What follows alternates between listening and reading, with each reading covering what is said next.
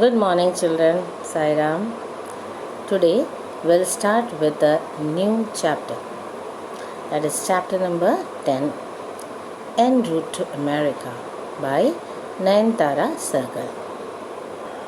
Before I start with the lesson, I want you to be ready with the pen and paper to note down the meanings and all important points in the lesson.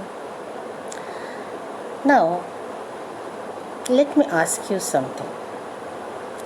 Are you all not excited to go for a trip? Yes, we all get excited about trips, excursions, and traveling to unknown places.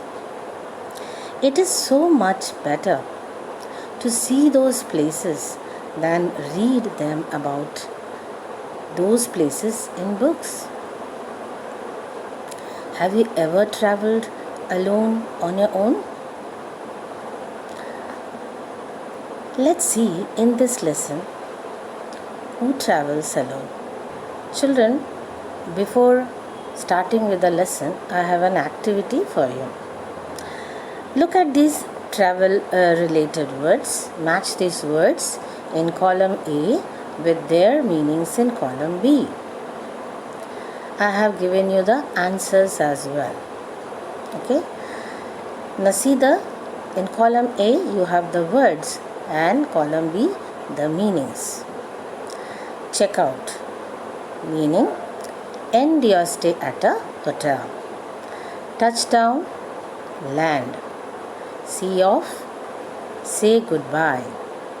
Come back, return. Look around, explore. Go off, leave. Check in, start your stay at a hotel. Set off, start your journey. Before we start with the lesson, let us know about the author, Nayantara Sehgal.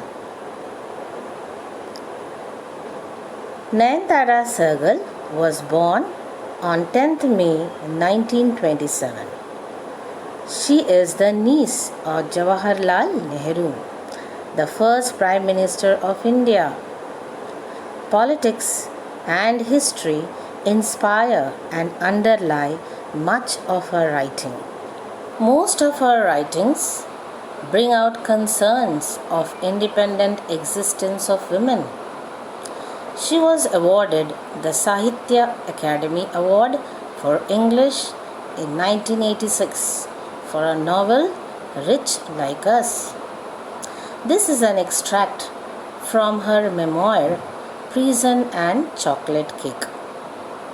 Nayantara Sehgal is the daughter of Vijayalakshmi Pandit, who was the sister of Jawaharlal Nehru, our first Prime Minister.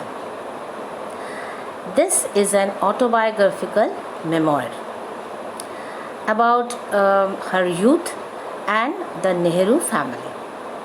Her parents were involved in the freedom struggle of India.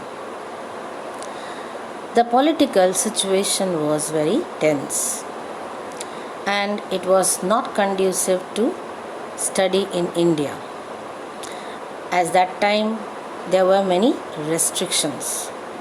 The non-cooperation movement had already begun in August 1942. It was a war-like condition. America was comparatively untouched by the war. So, the sisters were sent to America for education. So, now let's start with the lesson. En route to America means on the way to America. Some things will always remain a mystery to me. One of these is the perpetually baffling question: how did Mummy and Papu ever have the courage to send us to America in 1943? Many people had journeyed abroad before the war, and many more were to go after. Baffling question. Baffling means feeling completely confused. She writes that something will remain a mystery. Mystery means a thing that you cannot understand. Now, what she couldn't understand? Now, here it is written perpetually baffling question. Perpetually, forever. Forever question which confused her. Now, which question confused her? How did her parents have got the courage to send these two young girls to America, and that also in the year 1943? Many people had journeyed abroad before the war, and many more were to go after. But few went as we did at our age from a peaceful country on a troop ship at the height of the war. So, what she says? That there were many people who had been to America before them, and even they will go after the war. But then very few people went at their age. So she was born in 27. Now it was 1943. So 16 years of age, these two young girls, they were sent, and that also from a peaceful country on a troop ship. Troop ship is a ship which are used for transporting soldiers during peacetime or wartime. And at the height of the war, that time World War was going on, Second World War, and it was so confusing that how they were sent at that time of the war.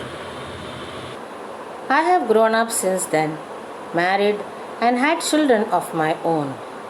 Yet the older I grow, the less able I am to answer that question. So she is telling that even if she has grown older, she is not able to answer that question. How in that young age the parents have got the courage to send these two girls, and that also in the time of war, to America, right? I am quite certain that I could never send my children away from home so confidently and fearlessly in such circumstances. She says that even she doesn't have the courage to send her children in that condition. She says that she couldn't have such courage and confidence to send her children to America in that circumstances. Perhaps it is because I have not had the training in courage and discipline that my parents had. At any rate, there we were on board ship in Bombay Harbour waiting for the voyage to begin. She says that maybe her parents were more courageous than she was. So they had the courage to send the girls to America. So anyway, they were waiting for the voyage to begin, their trip to begin. Where? In Bombay Harbour. Harbour is a place where the boats and ship anchor, right? My aunt, Mummy's only sister, Krishna Hute Singh, who lived in Bombay, had rushed us through our last minute shopping and the numerous other arrangements that travelling during wartime entailed. Entailed meaning involved something as a necessary part or result. So, who had come to help these girls? Their aunt. What was the name of the aunt? Krishna Hute Singh. Okay, mother's sister. And where she lived? She lived in Bombay.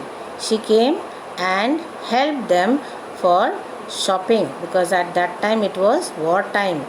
they had to rush up with the last minute shopping, and they had to do so much shopping as they were traveling abroad, and that also in the war time. So whatever was necessary during that time, they had to take it, right?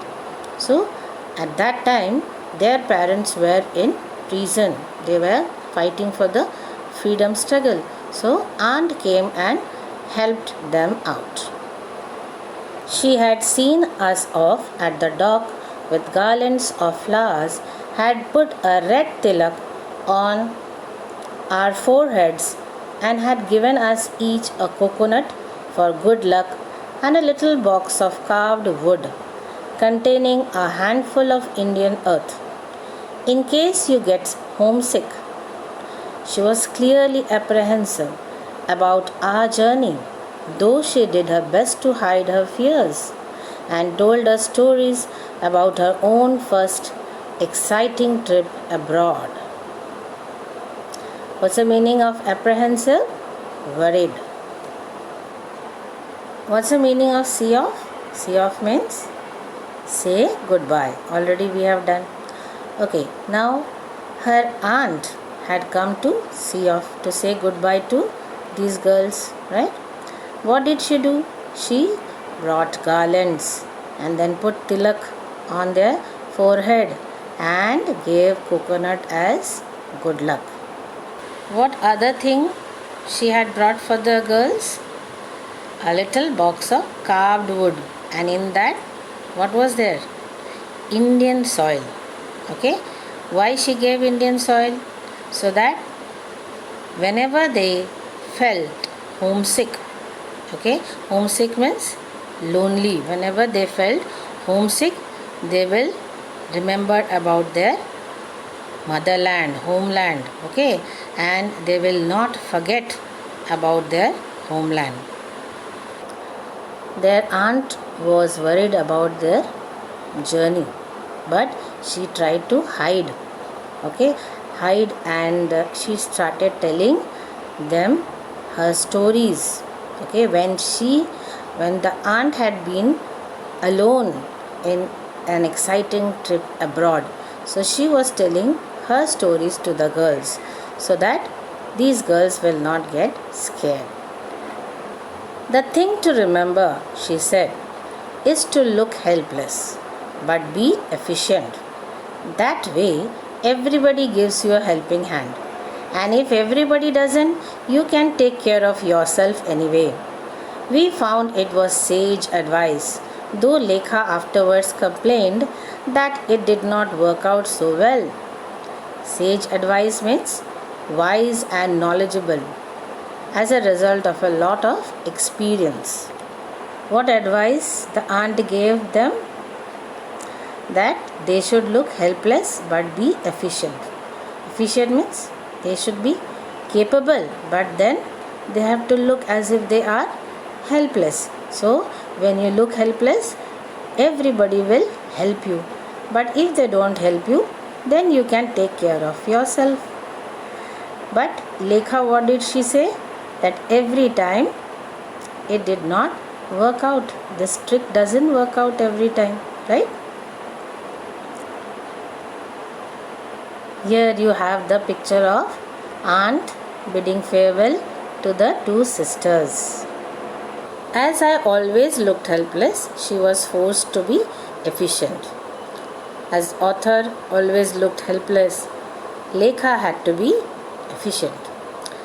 The ship had no facilities for recreation. There was no deck tennis, swimming, dancing, cinema shows, or any of the other amenities of travel by sea. So the troop ship was actually only meant for soldiers.